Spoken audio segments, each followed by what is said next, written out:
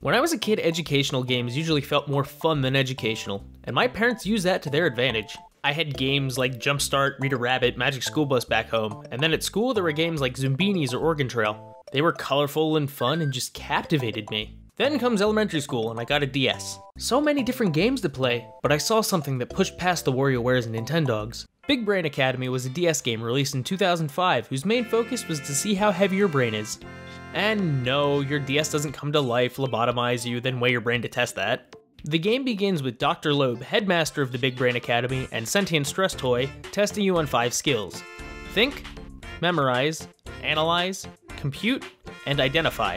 For each skill, you play a game which is meant to test said skill. Afterwards, all the scores you get from your skills are calculated into your brain weight, and you're graded accordingly. Dr. Loeb grades me by waving his magic test wand.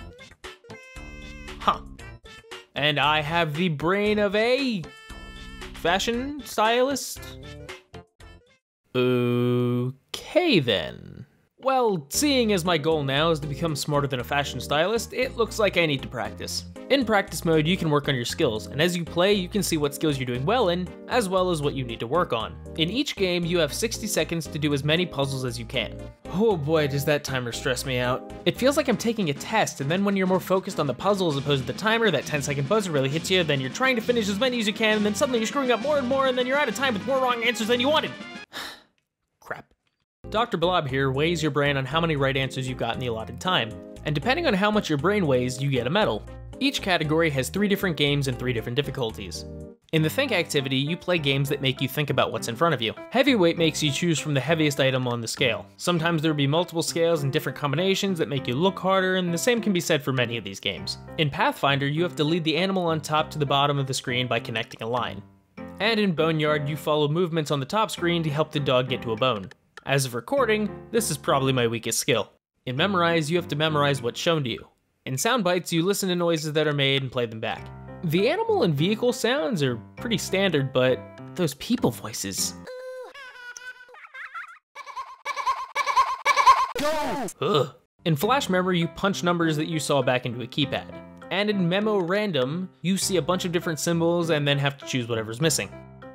The Analyze category makes you analyze whatever's in front of you. Kinda like the Think category. Missing Link has you connect specific lines as shown on the image above. Now, this one can get pretty tricky because sometimes there's no lines or sometimes the image is flipped and that looks pretty confusing. Next is Cube Game, where you have to count each and every block that's part of the model. And then there's Animal Lines where you recreate the pattern. Next up is Compute, and I'm not too fantastic with this one. Me and math just never really got along. In Coinparison, you choose the side that has more money. Normally, I play this one by picking whichever side has more silver. Sometimes that's all you can really do when you only have 60 seconds and so many of these freaking coins look the same. Ad Agency makes you combine cards on the bottom of the screen to equal the number on the top screen. And then Written Math is just math problems written out with words as opposed to numbers. And lastly, we have my favorite category, Identify, where you basically just pick whatever's shown to you. In Shadow Shift, you choose the picture that matches with the shadow. My favorite game, Get in Shape, has you put together a shape from other shapes. The only problem I have with this one is who knows if the shape you picked even fits into the silhouette. And then Matchmaker, where you match different symbols. Whenever you feel like you've done enough practicing, it's time to test again. This time I did much better with a weight of over 1,200 grams and a B-, but still the brain of a fashion stylist. So I did what you're meant to. I trained some more and tested again. I got just under my last weight, but still over 1,200 and the brain of a politician. Okay, that was an insult. I'm done. No more! This game is definitely made to be played like every day or regularly enough to train your brain. These games can get pretty challenging and they make you think, so I think it works as an educational tool. The real goal of the game seems to be trying to get a higher and higher score and trying to become smarter than Dr. Lump and get gold medals and everything. I would totally give this game to someone if they wanted to try and better their skills in like say math or memorization. Is it long? No, but it's not really meant to be.